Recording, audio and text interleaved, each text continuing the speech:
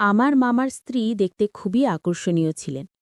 প্রথম দিন তিনি যখন তার স্বামীর ঘরে যাচ্ছিলেন, যাবার সময় আমাকে এক নজর দিকে হালকা হেসে ইঙ্গিত করলেন।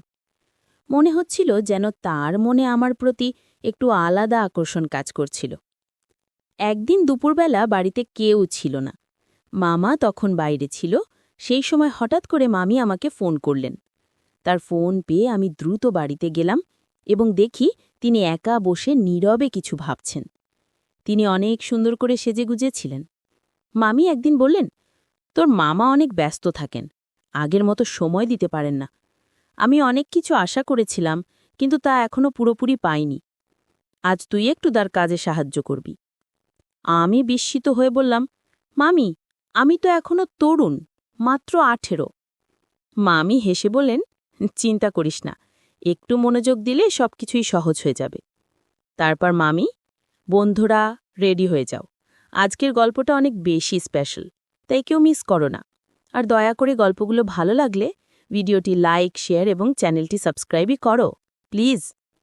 এই গল্পে আমি একজন তরুণ ছেলের চরিত্রে অভিনয় করছি। আমার মামি ছিল অসাধারণ সুন্দর, তার ব্যবহার ছিল অনেক ভালোই। জানি না কেন বিয়ের পর থেকেই তিনি আমার দিকে বেশি নজর রাখছিলেন, যা আমাকে অবাক করত। মা চলে যাবার পর থেকে আমার জীবনটা একাকী হয়ে পড়েছিল। আমি তখন অনেক ছোট ছিলাম যখন বাবা আমাদের পরিবারকে ছেড়ে চলে যান। তারপর থেকে মা একাই আমাকে মানুষ করার দায়িত্ব নিয়েছিলেন। কয়েক মাস আগে মা আমাদের ছেড়ে চলে গেলেন, যা আমার জন্য এক বিশাল আঘাত ছিল। আমার মামা তখন আমাদের সাথেই থাকতেন। তিনি চুপচাপ হয়ে গিয়েছিলেন, সব সময় মায়ের স্মৃতির মধ্যে ডুবে থাকতেন। আর আমি তখন একেবারেই ছোট ছিলাম, নতুন বাস্তবতাকে বোঝার জন্য। তবে আমি নিজেকে সামলে নিয়েছিলাম। মামা খুবই আবেগপ্রবণ একজন মানুষ ছিল। এখন তো তিনি প্রায় রাতে মদ্যপান করে বাড়ি ফিরতেন এবং বাড়ি এসে না খেয়ে ঘুমিয়ে পড়তেন। আমি শুধু চুপচাপ তাকে দেখে যেতাম। একদিন মায়ের এক বান্ধবী আমাদের বাড়িতে এসেছিলেন। তিনিও মায়ের চলে যাবার খবর শুনেছিলেন, তাই ৩-৪ দিন আমাদের সাথে থাকলেন। তিনি মামার ব্যবহার লক্ষ্য করলেন এবং বললেন, এখন তোর বিয়ে করা উচিত। বাড়িতে যদি কোনো মেয়ে থাকে তাহলে সে তোকে এবং তোর ছোট ভাগ্নেকে সামলাতে পারবে। আমি দেখছি তোমরা দুজন একে অপরের থেকে দূরে সরে যাচ্ছ। তিনি আরও বললেন, একজন নারী পারে একটা বাড়িকে সুন্দর বানাতে। আন্টির কথায় মামা সম্মতি দিলেন। এরপর আন্টি ভাইয়ার জন্য উপযুক্ত মেয়ে খুঁজতে শুরু করলেন। যেদিন আন্টি তাদের বাড়ি গেলেন সেই রাতেই মামা নেশাগ্রস্ত অবস্থায় বাড়ি ফিরলেন। তার সাথে ছিল একটি মেয়ে। সে মামার হাত ধরে তাকে ঘর পর্যন্ত নিয়ে গেলেন এবং তারপর তাকে ঘরে রেখে চলে গেলেন। পরের দিন সকালে সেই মেয়েটি আমাদের বাড়ির কলিং বেল বাজিয়ে মামার ব্যাপারে জিজ্ঞেস করল। তারপর সে রান্নাঘরে গিয়ে আমাদের জন্য জলখাবার বানাতে শুরু করল। জলখাবার খেয়ে আমি কলেজের উদ্দেশ্যে বেরিয়ে গেলাম, কিন্তু মামা তখনও ঘুমাচ্ছিলেন। তাকে জাগানোর সাহস আমার হয়নি। দুপুরে যখন আমি বাড়ি ফিরলাম তখন দেখলাম মামা বাড়িতে নেই। কিছুক্ষণ পর ফ্রেশ হয়ে বসার ঘরে এসে দেখি বাড়ির কলিং বেল বাজল। দরজা খুলতেই দেখলাম মামা সেই মেয়েটির সাথে বিয়ে করে বাড়ি ফিরেছে। তাদের গলায় বিয়ের মালা ছিল। আমি বিস্ময়ের সাথে তাদের দিকে তাকিয়েছিলাম। তখন মামা হাসতে হাসতে বলল, কিরে কুনাল, এভাবে অবাক হয়ে তাকিয়েছিস কেন? এ তোর মামি তানিয়া, যা ভেতর থেকে আরতির থালা নিয়ে আয়। মামার বিয়ে দেখে আমি খুশি হয়েছিলাম, কিন্তু আশ্চর্য হলাম এই ভেবে যে মামা লাভ ম্যারেজ করেছে। যদি আমি বেশি কিছু জানতে চাইনি, তাড়াতাড়ি আরতির থালা এনে তাদের ঘরে প্রবেশ করালাম। নতুন মামি খুবই সুন্দর ছিল, তাকে দেখে আমি অবাক হয়েছিলাম। নতুন মামি বাড়িতে আসার পর থেকেই ঘরের সব দায়িত্ব নিজের হাতে তুলে নিলেন। সেদিন রাতে মামা আর মামি নিজেদের ঘরে চলে গেলেন, আর আমি পানির বোতল নিয়ে নিজের ঘরের দিকে হাঁটতে শুরু করলাম। ঘরের দিকে যাবার সময় হঠাৎ চোখ পড়ল মামার ঘরের দিকে। সেখানে মামির চোখে আমার চোখ পড়ল। মামি হালকা হাসলেন আর চোখের ইশারায় কিছু বোঝাতে চাইলেন এবং তারপর দরজাটা বন্ধ করে দিলেন। প্রথম দিনই তিনি আমাকে এমনভাবে দেখেছিলেন যেটা আমি তখন সাধারণ একটা ভুল বোঝাবুঝি ভেবেছিলাম, কিন্তু পরে বুঝতে পারলাম হয়তো তার মনোযোগ ছিল আমার মতো তরুণ ভাগনার দিকেই। পরের দিন সকালে মামা ঘর থেকে বেরিয়ে এলেন, তার মুখে এক অন্য রকম আনন্দের হাসি। মায়ের চলে যাবার পর তাকে এতটা খুশি আমি কখনো দেখিনি। ভালো হয়েছে যে মামা বিয়ে করেছে।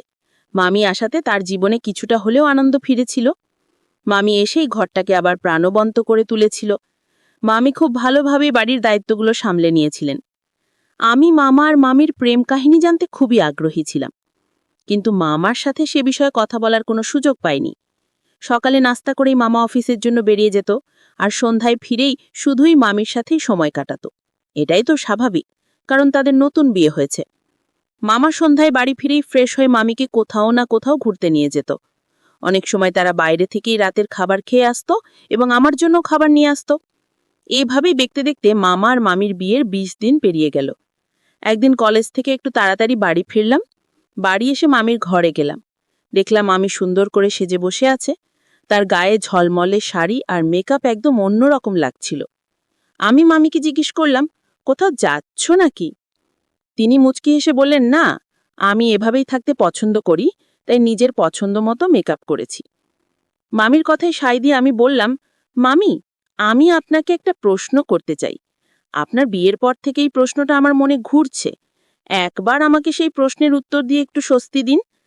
তখন মামি আমার কাছে এসে আমার কাঁধে হাত রেখে আমাকে বিছানায় বসিয়ে দিলেন।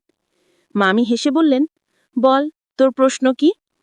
আমি মামিকে বললাম, আপনার প্রেমের গল্পটা জানার জন্য আমি খুবই আগ্রহী। মামার সাথে আপনার প্রথম দেখা কিভাবে হলো সেটা জানতে চাই। বাইজা তো কখনো নিজে থেকে কোনো মেয়ের সাথে কথা বলে নাই, তাহলে কিভাবে সে লাভ ম্যারেজ করল? আমার কথা শুনে প্রথমে মামি হাসতে লাগলেন এবং তারপর বললেন, তুই তোর বয়স অনুযায়ী খুবই সরল, কিন্তু চিন্তা করিস না। এখন যখন আমি এই বাড়িতে এসেছি, তোকে একটু একটু করে স্মার্ট বানিয়ে দেব। মামি আমার প্রশ্নের উত্তর দিতে শুরু করলেন, তোর মামা আর আমার প্রথম দেখা হয়েছিল একবার বাস স্টপে। তখন তোর মামাকে বেশ চিন্তিত দেখাচ্ছিল। আমি একটু খোলামেলা স্বভাবের মানুষ, তাই আমি নিজেই তার সাথে কথা বলার চেষ্টা করলাম। এরপর থেকে আমরা প্রায় ওই বাস স্টপে যে দেখা করতাম, আর সে আমাকে প্রায় মদ্যপা অবস্থায় সেখানে দেখা দিত। আমি যতবারই তাকে দেখতাম তাকে বাসে ঠিকঠাক তুলে দিতাম। এভাবেই আমাদের কথাবার্তা বাড়তে লাগলো। একদিন তাকে বাড়ি পর্যন্ত ছেড়ে এলাম, আর সেদিনই আমরা আমাদের অনুভূতির কথা একে অপরকে জানিয়ে দিলাম। তোর মামা তো তখন একেবারে উচ্ছ্বাসে ভেসে গেল। সেই সাথে সাথেই আমাকে বিয়ের প্রস্তাব দিল। আমার পরিবারে তেমন কেউ ছিল না, তাই আমিও তোমার মামার প্রস্তাব মেনে নিলাম। এইভাবেই আমাদের বিয়ে হয়ে গেল। মামি আমাকে আশ্বস্ত করে বললেন, চিন্তা করিস না, তোর মামা আর কখনো মদ্যপান করে বাড়ি ফিরবে না। তাদের প্রেম কাহিনীটা বেশ মজার ছিল। তোর মামার মামির ব্যবহার আর ব্যক্তিত্ব খুব পছন্দ হয়েছিল, তাই আমাদের মধ্যে বিয়ে হয়েছিল। সত্যি বলতে মামি যখন থেকেই বাড়িতে এসেছে, আমি একবারও দেখিনি যে মামা মদ্যপা অবস্থায় বাড়ি ফিরেছে। কয়েকদিনের মধ্যেই মামি পুরো বাড়ির পরিবেশটাই বদলে দিয়েছে। কিন্তু এখন আমার মনে প্রশ্ন আসতে শুরু করেছে যে বিয়ের পর মামি কি সত্যি আমার মামার সাথে খুশি আছে? কারণ মামির আচরণ একটু একটু করে পরিবর্তিত হতে শুরু করেছে। একদিন কথা প্রসঙ্গে মামি বললেন যে তোর মামা আমাকে প্রথমে তার চোখের চাহনিতেই পছন্দ করেছিল, কিন্তু আমি ভাবিনি যে সে এতটা সাধারণ হবে। আস্তে আস্তে আমি তার জীবনযাত্রায় পরিবর্তন আনছি, কিন্তু তার স্বভাব কবে বদলাবে সেটা আমি বলতে পারবো না। মামির এই কথাগুলো আমাকে একটু চিন্তায় ফেলল, কারণ এটা তাদের ব্যক্তিগত ব্যাপার ছিল। পরের দিন আমি একটু তাড়াতাড়ি বাড়ি ফিরলাম এবং দেখলাম যে মামার একজন বন্ধু বাড়ি থেকে বেরিয়ে যাচ্ছিল। সে বেরিয়ে যাবার পর আমি মামির ঘরে গেলাম। আজও মামি কালকের মতোই বেশ জাঁকজমকপূর্ণভাবে সেজেছিলেন। তাকে অসাধারণ লাগছিল। আমি মামিকে জিজ্ঞেস করলাম, মামি, মামার বন্ধু বাড়িতে কেন এসেছিল? আর আপনি এত সুন্দর করে সেজেছেন কেন? কোথাও যাচ্ছেন নাকি? তার উত্তরে হাস মাম বললেন, তোর মামার কাজের কিছু কাগজ আনানোর জন্য ওকে বাড়িতে পাঠিয়েছিল। আর আমি যে কেন এত সেজেগুজে আছি সেটা তো কালই তোকে বলেছিলাম। মামির কথায় আমি বিশ্বাস করে নিলাম এবং তারপর নিজের ঘরে চলে গেলাম। কিছুক্ষণ পর মামি আমার ঘরে এলেন। আমি তখন পোশাক পরিবর্তন করছিলাম, তাই ওনাকে দেখে একটু লজ্জা পেলাম। কিন্তু মামি আমাকে এক দৃষ্টিতেই দেখে যাচ্ছিলেন। তিনি হেসে বললেন, লজ্জা পাবার কি আছে? আমি তো তোমার মাম। তারপর তিনি কাছে এসে আমার শার্টের কলা ঠিক করতে লাগলেন। তিনি আমাকে জিজ্ঞেস করলেন, তোমার কি কোনো প্রেমিকা নেই? আমি মাথা নেড়ে নাসূচক উত্তর দিলাম। তখন মামি হেসে বললেন, ঠিকই তো, তোমার মতো একটা সাধারণ ছেলের কিভাবে কোনো প্রেমিকা থাকতে পারে? তোমার জীবনযাত্রা এতটাই সাধারণ যে কোনো মেয়ে হয়তো তোমার দিকে ফিরেও তাকাবে না। আমার নাম পূজা। আমার স্বামী সৌদি আরবে ড্রাইভারের কাজ করেন, যার জন্য আমি তার অনুপস্থিতি খুব অনুভব করি। প্রতিদিন রাতে অনেক সময় আমি রোমান্টিক গল্প বা সিনেমা দেখি, যা আমার মধ্যে এক ধরনের আবেগ ও অনুভূতি জাগিয়ে তোলে। আমি সলমান খানের অনেক বড় ভক্ত ছিলাম, কিন্তু সেই অনুভূতিগুলো কিভাবে পূরণ করব তা বুঝে উঠতে পারি না। একদিন আমার ভাতিজার কথা মনে পড়ল, যে দেখতে বেশ সুদর্শন ও শক্তিশালী যুবক। তার বয়স ১৯ হলেও তাকে দেখতে ২৫ বছরের মতো লাগে, কারণ সে শরীরচর্চায় যথেষ্ট মনোযোগী। তখন মনে হল, যদি আমার স্বামী দূরে থাকে, তবে কেন না এই একাকিত্ব কিছু আনন্দ মুহূর্তে রূপান্তরিত করি, যেন আমার মনের আশা পূরণ হয়। আমার বিবাহ হয়েছে মাত্র ১ মাস আগে। আমার স্বামী সৌদি আরবে কাজের জন্যে চলে গিয়েছে, যার জন্য তাকে সবসময় কাছে পাই না। তার এই দীর্ঘ অনুপস্থিতি আমার মনে এক ধরনের খালি অনুভূতি তৈরি করেছে। প্রতি রাতেই একা থাকার কষ্টে অস্থির হয়ে পড়ি, যেন আমার মনের অনেক ইচ্ছে অপূর্ণই থেকে যাচ্ছে। একদিন একাকিত্ব কাটানোর জন্য আমি সুন্দর করে সাজগোজ করে নিজের ঘরে বসেছিলাম। তখন ভাবলাম, আমার ভাতিজার সাথে কিছুক্ষণ কাটালে হয়তো মন কিছুটা ভালো লাগবে। তাই তাকে ঘরে ডেকে এনে কথা বলার চেষ্টা করলাম। আমাকে দেখে সে হাসল এবং বলল, আপনি আমাকে যা বলতে চান খোলাখুলি বলুন, আমি সব শুনতে রাজি আছি। তার কথা শুনে কিছুটা বিস্মিত হলেও একটা শান্তি অনুভব করলাম, কেননা এতদিন নিজের মনের কথাগুলো কারো সাথে শেয়ার করিনি। অবশেষে আমরা দুজনেই গল্প করতে করতে সময় কাটানোর সিদ্ধান্ত নিলাম, যা আমাদের দুজনের জন্যই এক ধরনের স্বস্তি আর আনন্দের মুহূর্ত ছিল। তারপর বন্ধুরা, আজকের গল্পটা অনেক বেশি স্পেশাল। আশা করছি তোমাদের ভালো লাগবে। প্রতিদিন গল্প শুনতে চাইলে আর গল্পগুলো ভালো লাগলে ভিডিওটি লাইক, শেয়ার এবং চ্যানেলটি সাবস্ক্রাইব করো। আমার ছোটবেলা থেকেই বিয়ের প্রতি আগ্রহ ছিল। প্রায় ১২ বছর বয়স থেকেই আমার মধ্যে এক ধরনের আকাঙ্ক্ষা জন্মেছিল। স্কুল ও কলেজে বন্ধুরা মাঝে মধ্যে মজার ছলে বিভিন্ন রোম্যান্টিক গল্প বা হিন্দি সিনেমা দেখাত, যেগুলো দেখার পর নিজের আবেগ সামলানো কঠিন হয়ে পড়ত। এইভাবেই আমার মনে বিয়ের ইচ্ছা আরও গভীর হয়ে ওঠে। তবে আমি দেখতে খুব সুন্দর না হওয়ার কারণে অনেক প্রস্তাব এসেও ফিরে যেত, যা আমার মন ভেঙে দিত। যতই বিয়ের ইচ্ছা বাড়তে থাকত, ততই বিয়ের ব্যাপারে বিলম্ব হচ্ছিল। অনেক খোঁজাখুঁজির পর অবশেষে আমার বাবা মা একটা প্রস্তাব পেলেন এবং দ্রুত বিয়ের সিদ্ধান্ত নিলেন। ছেলেপক্ষেরও বিয়ের তাড়াহুড়ো ছিল, আর আমিও বেশ আগ্রহী ছিলাম। তাই আমাদের বিয়েটা ১ মাসের মধ্যেই হয়ে গেল। আমি ভীষণ খুশি ছিলাম আমার নতুন জীবনে প্রবেশ করে। কিন্তু এই সুখ দীর্ঘস্থায়ী হল না। বিয়ের কয়েকদিন পরেই জানতে পারলাম আমার স্বামী সৌদি আরবে চাকরি করেন এবং সেখানে ড্রাইভারের কাজের জন্য তাকে বেশিরভাগ সময় বাইরে থাকতে হয়। যখন জানলাম তিনি ১ মাস পরেই ফিরে যাবেন, তখন আমার মন খারাপ হয়ে গেল। এইভাবে আমি কান্না করে ফেললাম।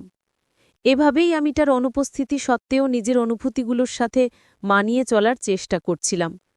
কিন্তু প্রতিনিয়ত তার কাছাকাছি থাকার চাওয়াটা আমার মনকে অস্থির করে তুলেছিল। রাতে আমি ভালো করে ঘুমাতে পারতাম না। আমি একদিন স্বামীকে জিজ্ঞাসা করলাম, যদি তোমাকে সৌদি আরবেই থাকতে হয়, তাহলে বিয়ে কেন করলে? তিনি আমাকে বললেন, আমার ছোট ভাই বোনেরা এখনও পড়াশোনা করছে, আর আমার ভাতিজার দেখাশোনা আমাকেই করতে হয়। তারা নিজেদের পায়ে দাঁড়ানো পর্যন্ত সংসারের দায়িত্ব আমার উপরেই থাকবে। এখানে থাকলে এত টাকা উপার্জন করতে পারতাম না, তাই সৌদি আরবে যেতে হয়েছে। তিনি আরও বললেন, সৌদি আরবে এমন একটা কাজ করি যাতে করে বাড়িতে কখনো টাকার অভাব না হয়। তখন আমি বললাম, তাহলে আমাকেও সঙ্গে নিয়ে চলো। তিনি মৃদু হেসে বললেন, এটা এত সহজ নয়। সেখানে আমার নিজের কোনো বাসা নেই, আর ভাড়াও খুব বেশি। আমরা অনেকজন মিলে একটি ঘরে থাকি, তাতে আমাদের খরচ কিছুটা কম হয়। এরপর তিনি বললেন, আমি বছরে একবার আসি, সেটাও মাত্র ১ মাসের জন্য।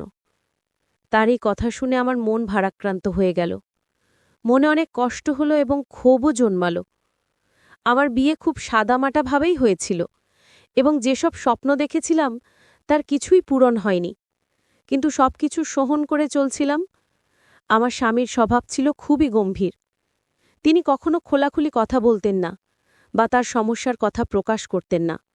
সবকিছু জেনেও আমি নিজেকে ধৈর্য ধরে সামলে নিয়েছিলাম। আমার স্বামীর বিয়ে করাটা মূলত পরিবারের ইচ্ছেতেই হয়েছিল, যেন তিনি পরিবারের কাজে সাহায্য করতে পারেন।